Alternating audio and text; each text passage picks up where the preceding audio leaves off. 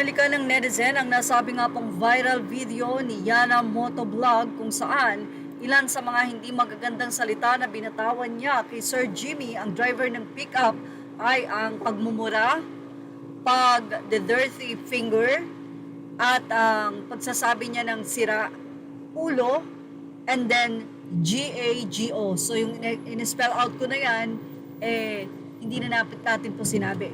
So ilan lang yan sa mga offense o nakaka-offend na mga binitawang salita ni Yana na kapag talaga pinanood mo ang nasabing video ay napakasakit, lalo na nga sa kamag-anak o anak ni Sir Jimmy. Ganun pa man, sabi nga, apology accepted, pero tuloy ang kaso. Ilang panahon din na nahimik si Yana at wala itong post sa kanyang social media, pero tinigil na nga nito ang kanyang pananahimik at narito ang panibagong post nito sa kanyang FB.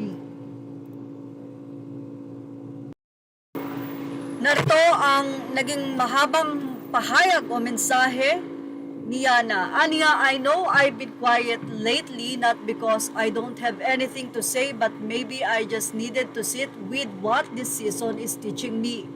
I've made mistakes, I've been reactive, and I've learned the hard way. The strength without restraint can cost you more than you think.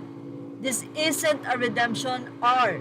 I'm not here to perform remorse. I'm here to do better, slowly, consistently, quietly.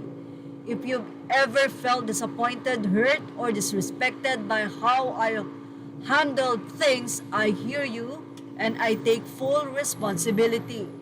This chapter less about proving who I am and more about becoming someone I'd be proud of, even off camera.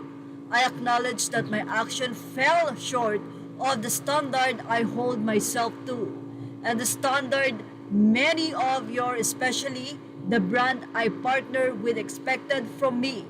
I'm not here to defend, I'm here to grow. To my followers who continue to stand beside me, thank you.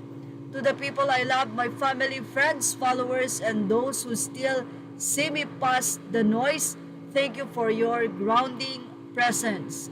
Your faith in me never asked for perfection, just honesty. I don't take that for granted.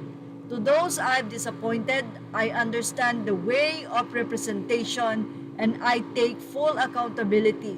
This isn't a redemption arc. This chapter isn't about proving who I am. This is about becoming someone I'd be proud of even when no one's watching. Blessed day to all. Apology accepted, pero tuloy ang kaso, hindi pwedeng ganyan lang lagi. Komento naman ng isang netizen. Yan ang ating showbiz top update. Thank you for watching. Please like, share, and subscribe. Images are all credit to the rightful owners.